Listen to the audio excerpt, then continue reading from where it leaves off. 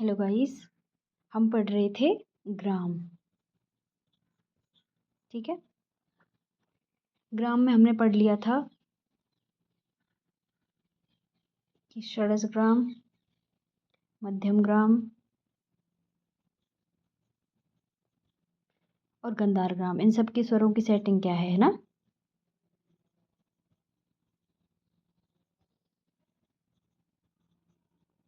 ठीक है, अब वही सारे गा मा पा धा और नी। ठीक है, नाउ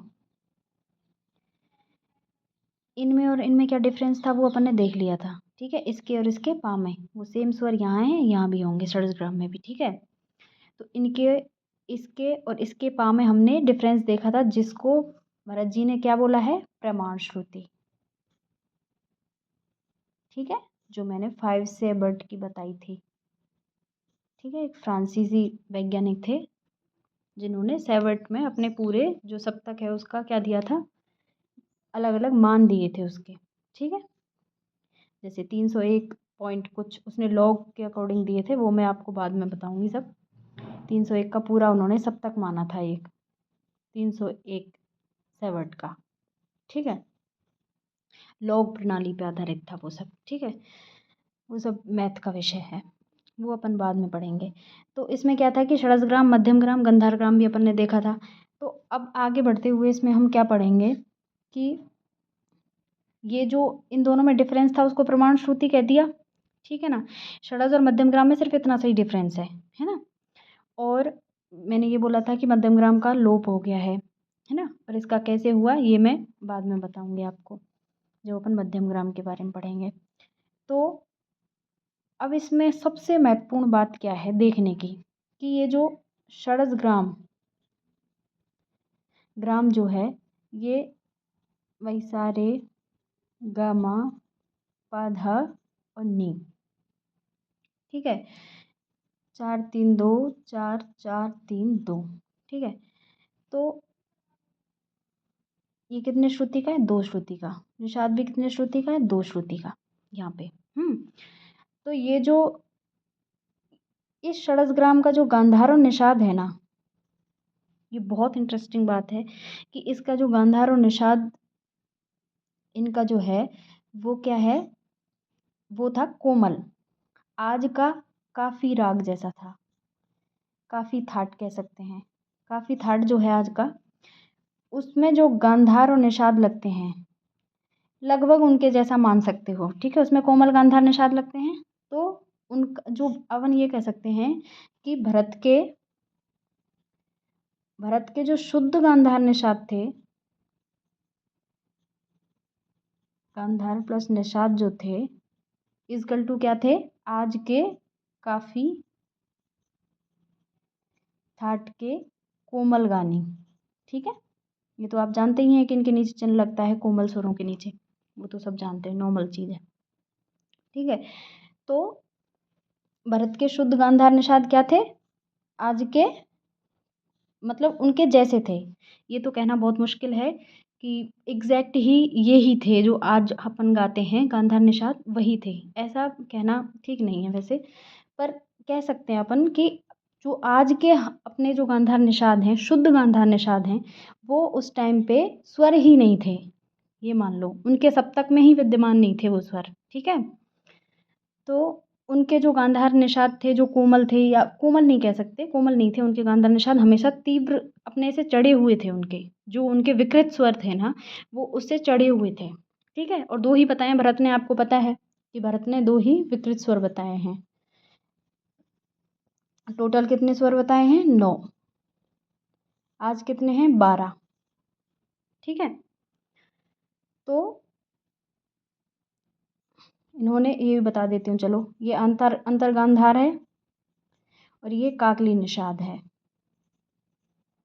ठीक है, इनकी श्रुति भी बता देती हूँ। अंतर्गांधार की 11वीं श्रुति पे है। ठीक है, ये बाद के विषय हैं वैसे, 11वीं श्रुति पर, ये दूसरी श्रुति पे है।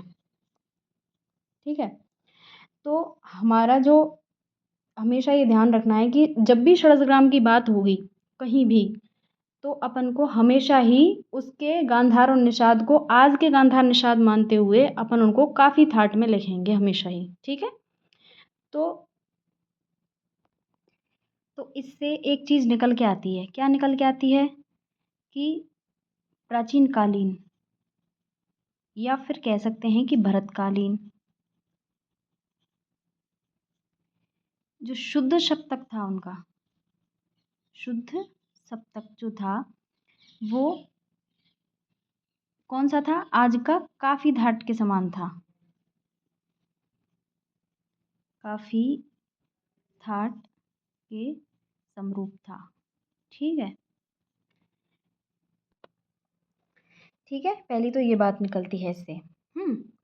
अब इसमें इन्होंने षडशग्राम जो है ना वो एक बेस था, एक बेस उन्होंने स्केल लिया। वैसे स्केल कहना ठीक नहीं है ग्राम को, लेकिन एक स्केल था वो जिसपे एक बेस था। ठीक है, स्वरों का, जिससे आगे अपन को बहुत सारी, जैसे मैंने इसकी परिभाषा बताई थी लास्ट वाली वीडियो में कि ग्रामे मूर्छना समाश्रय। ठीक है, यानी जिसमें मूर्छनाएं आश्रय पाती हैं वो ग्राम है। ठीक है, स्वर तो रहते ही रहते हैं भाई, स्वरों से ही तो फिर स्वर तो यूज होंगे ही ना, तो उसके बाद मूर्छनाएं आएंगी, मूर्छनाएं उनसे ही बनेंगी, स्वरों से, है ना। श्रुतियों से स्वर बनते हैं, स्वर से जो भी है सप्तक बनते हैं, कुछ भी कह सकते हो आप, है ना। तो बेस जो था उनका वो षडशग्राम था। अब षडशग्राम में उन्होंने कितनी मूर्छनाएं बताई, 7 मूर्छनाएं बताई हैं षडशग्राम की। ठीक है, और ऐसे ही उन्होंने सिमिलरली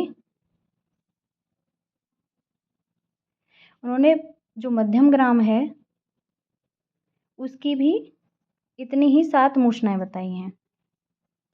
ठीक है, प्लस उनके नेम वगैरह दिए हैं, है ना, उनका स्वरूप क्या था वो सब दिया है। ठीक है, तो और एक बात ध्यान रखने की ये है कि जो ये मूर्छनाएं थीं ये कैसी थीं, हमेशा ही ये वेरी इंपॉर्टेंट पॉइंट है ना। मूर्छनाएं कैसी थीं, वो अवरोहात्मक थीं। यानी आप लोग ये कह सकते हो कि उनका जो संगीत था ना वो अवरोहात्मक था। आज अपन कैसे गाते हैं, अपन हमेशा ही षड्ज से और मध्य सप्तक की तरफ जाते हैं पहले, या फिर ठीक है अगर आप रुकते मध्य मध्य सप्तक में ज़्यादातर अपन रुकते हैं ना और गाते हैं और ठहरते हैं। ठीक है, वो क्या करते थे कि वो ऊपर से लेके, जैसे वो तार सा से शुरू करते होंगे तो वो मध्य में, मध्य की तरफ आते हुए फिर नीचे वाले सुरों को यूज़ करते हैं, फिर मध्य में जाके फिर तार सा पे जाके फिर उसके ऊपर तार सा के ऊपर के स्वरों को यूज़ कर रहे हैं। ठीक है, वो स्टार्ट तार सा से कर रहे हैं, आप ऐसे मान सकते हो एग्जाम्पल के तौर पे, है ना।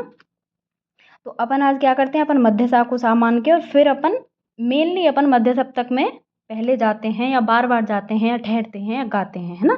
तो ये अपना जो म्यूजिक है वो आरोहात्मक है, अपन ने आरोह में कर लिया है। देखो आज पहले जो उनकी, ये भी कह सकते हैं अपन, पहले जो उनकी श्रुतियाँ थी, ठीक है, जो पहले भरत जी की जो श्रुतियाँ थी, पहले देखो पहले जो भरत जी की जो श्रुतियाँ थीं वो क्या थी, वो अपनी